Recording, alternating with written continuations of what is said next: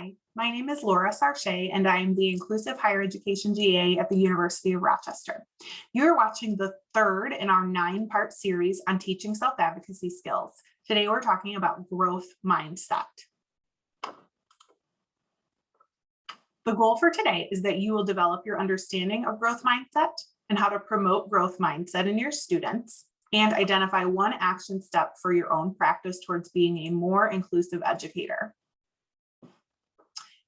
So growth mindset is really a shift in language. We've talked about this before in other disability resources, that a shift in language really helps us to embrace an idea around disability or inclusion. So we're really shifting our language from an I can't or an I don't know to something else that promotes our growth rather than our fixed mindset. So statements like I can't and I don't know show that a student is feeling fixed in their mindset. They're feeling a little stuck, and they don't have that perception that they can grow in this particular area or can actually achieve the task.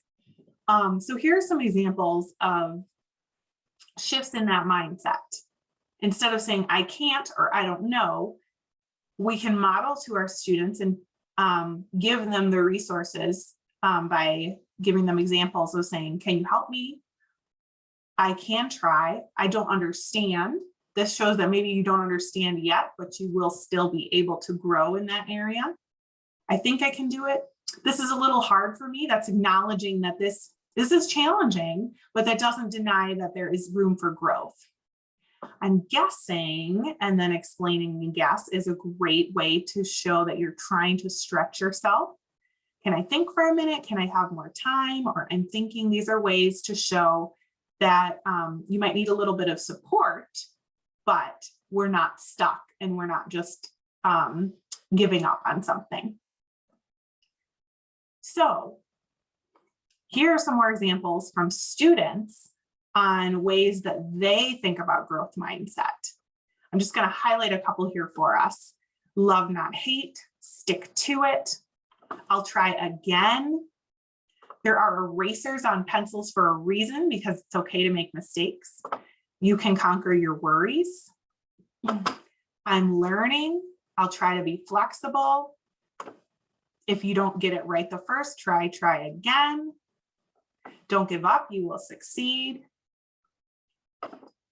You are great in your own way. Take chances. Be like a Legos. Build yourself up. Do what you need, not what your friend needs. I'm still learning this. That's the power of yet, right?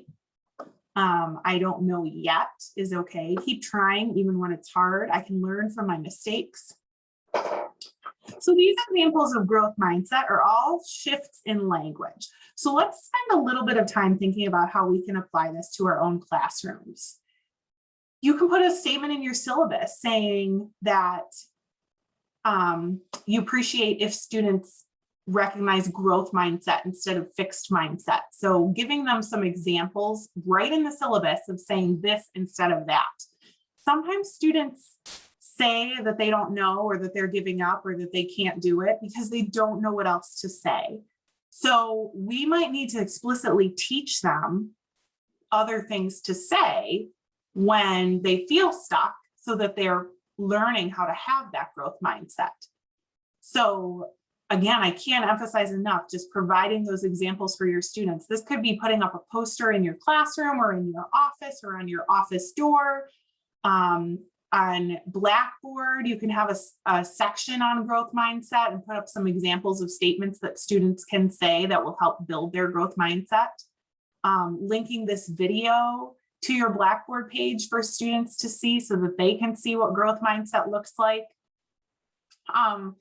So what other ideas do you have for bringing up the idea of growth mindset to your students? Is this something you want to explicitly talk about in your class? Maybe you want to have me come in and talk to your class about growth mindset. I'd be happy to do that.